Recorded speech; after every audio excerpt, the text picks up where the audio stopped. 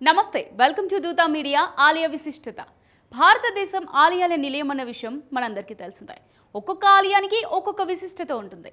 తెలుగు రాష్ట్రాల్లోని అనేక ఆలయాల్లో కొన్ని విశిష్ట ఆలయాలు ఉన్నాయి. ఆయా ఆలయాల్లో ఉన్నటువంటి మూల విరాట్టు ప్రపంచంలో మరెక్కడ చూడలేమని చెబుతుంటారు. మరికొన్నింటిలో ఆలయంలోని ఏదో ఒక పూజా విధానం కానీ విగ్రహం కానీ ప్రత్యేకతను కలిగి ఉంటుంది. అటువంటి విశిష్టతలకు నిలయమైన ఆలయమే మన ఆంధ్రప్రదేశ్లోని కదిరి పట్టణంలో వెలిసిన నరసింహాలయం. బేట్రాయి సామిదేవుడా నన్నేలినోడా, బేట్రాయి సామిదేవుడా, కదిరే నరసింహుడా, కాటమరాయుడా అంటూ భక్తులు కొలిచే, భక్తులతో కొనియాడబడుతున్న మత సామరస్యాన్ని చాటి చెబుతున్న కదిరి నరసింహస్వామి గురించి నేటి ఆలయ విశిష్టతలో తెలుసుకుందాం.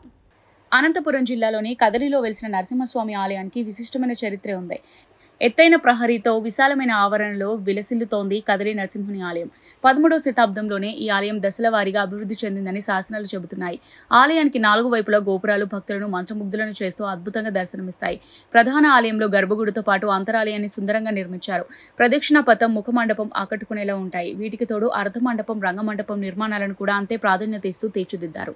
ముఖ్యంగా రంగమండపంలోని 4 స్తంభాలపై ఉన్న శిల్పకళా రీతులు అత్యంత సుందరంగా భక్తులకు కనువిందు చేస్తాయి. సమీపంలోని కోనేరును భృగుతీర్థం అంటారు. ఇక్కడ వెలిసిన నరసింహస్వామి వారు అమ్మ తల్లి, తాయారు, ప్రహ్లాదులతో కలిసి భక్తులకు దర్శనమిస్తారు. అలాగే కదిరికి ఆ పేరు రావడంలోనూ చరిత్ర దాగి ఉంది. వేదారణ్యమైన ఈ ప్రాంతంలో కదిరి చెట్లు ఎక్కువగా ఉన్నందున దీనికి కదిరి అని పేరు వచ్చినట్టు స్థల పురాణం చెబుతోంది. కదిరి చెట్టును చండ్ర చెట్టు అని కూడా పిలుస్తారు. ఈ ఆలయంలో రంగమండపంపై వేసిన రంగుల బొమ్మలు శతాబ్దాల కాలం నాటివి.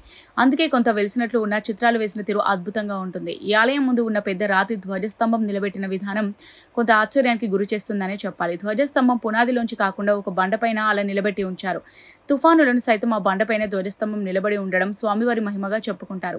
ప్రతి ఏడు సంక్రాంతి టైంలో కదిరి స్వామివారి ఉత్సవాలు వైభవంగా ప్రారంభమవుతాయి. ముఖ్యంగా సంక్రాంతి సమయంలో వచ్చే పశువుల పండుగ రోజున శ్రీదేవి భూదేవి సమేత వసంత వల్లభుడు కదిరికొండకు పారువేటకు వస్తాడని భక్తులు బలంగా విశ్వసిస్తారు. పారువేట అనంతరం స్వామివారిని ఊరేగింపుగా ఆలయంలోనికి తిరిగి తీసుకొస్తారు. దీన్ని రథోత్సవం అని పిలుస్తారు. ఈ రథోత్సవానికి ఇక్కడ చాలా ప్రాముఖ్యత ఉంది. ఈ రథం దాదాపు 120 టన్నుల బరువుండి 6 చక్రాలతో సుమారు 45 అడుగుల ఎత్తు కలిగి ఉంటుంది. ఎక్కడా లేని విధంగా ఇక్కడ రథోత్సవం సమయంలో భక్తులు రథంపై దవనం, పండ్లు, మిరియాలు జల్లుతారు. కింద పడిన వీటిని ప్రసాదంగా భావించి ఏరుకొని తింటే సర్వరోగాలు నయమవుతాయని భక్తుల విశ్వాసం. తేరు రోజున కదిరి జనసంద్రాన్ని తలపిస్తుందని చెప్పొచ్చు. బ్రహ్మోత్సవాల్లో భాగంగా 5వ రోజు ఫాల్గుణ బహుళ పౌర్ణమిని కదిరి పున్నమిని జరుపుతారు. ఈ రోజు భక్తులు ఉపవాసం ఆచరిస్తారు. అలాగే ఏటా ఈ ఆలయంలో నృసింహ జయంతిని, వైశాఖ శుద్ధ చతుర్దశి, మల్లెపూల తిరునాళ్లను, వైశాఖ శుద్ధ పౌర్ణమి, చిరుపూల తిరునాళ్లను, ఆషాఢ పౌర్ణమి, ఉట్ల తిరునాళ్లను, శ్రావణ బహుళ నవమి, దసరా వేడుకలు, వైకుంఠ ఏకాదశి రోజుల్లో ప్రత్యేక పూజలు జరుపుతుంటారు. ఈ ఆలయంలో ప్రపంచంలో ఎక్కడ కనిపించిన మత సామరస్యం ఇక్కడ కనిపిస్తుంది. స్వామివారి ఉత్సవాల సమయంలో ముస్లింలు కూడా పెద్ద సంఖ్యలో పాల్గొని నరసింహస్వామిని కొలుస్తుంటారు. తెలుగు రాష్ట్రాలతో పాటు తమిళనాడు, కర్ణాటక రాష్ట్రాల నుంచి భక్తులు ఇక్కడ వేల సంఖ్యలో తరలివస్తారు. అలాగే దేవస్థానానికి సంబంధించిన తీర్థాలు కదిరికి చుట్టుపక్కల చాలానే మనకు కనిపిస్తాయి. అవి భృగు తీర్థం, ద్రౌపది తీర్థం, కుంతి తీర్థం, పాండవ తీర్థం, వ్యాస తీర్థంగా చెబుతారు. ఇక్కడ ఇంకో విషయం ఏంటంటే కదిరి పట్టణానికి సుమారు 25 కిలోమీటర్ల దూరంలో తిమ్మమ్మ మర్రిమాన ఉంటుంది. ఇది 7.5 ఎకరాల స్థలంలో విస్తరించి 1000 ఊడలతో కనువిందు చేస్తుంది. దీని వయసు సుమారు 600 సంవత్సరాలు ఉంటుందని శాస్త్రవేత్తల అంచనా. అంతేకాదు కదిరికి కేవలం 12 కిలోమీటర్ల దూరంలో కటారుపల్లెలో యోగి వేమన సమాధి కూడా ఉంటుంది. కదిరి నరసింహుని దర్శనం చేసుకున్న వారు ఈ రెండింటిని కూడా చూడొచ్చు. ఇంతటి ప్రాధాన్యత కలిగిన ఈ క్షేత్రానికి చేరుకోవడం చాలా సులభమనే చెప్పాలి. కదిరిలో ఉన్న ఈ ఆలయం పాకాల, ధర్మవరం రైల్వే మార్గంలో ఉంటుంది. కదిరిలో కూడా రైల్వే స్టేషన్ ఉంది. రైలు సేవలు వినియోగించుకోవచ్చు. అదే విధంగా బస్సు సౌకర్యం కూడా ఉంది. అనంతపురం నుంచి నిత్యం అందుబాటులో ఆర్టీసీ బస్సులు ఉంటాయి. మరెందుకు ఆలస్యం, మీకు సమయం కుదిరితే ఆ కాటమరాయుడిని కనులారా చూసేయండి.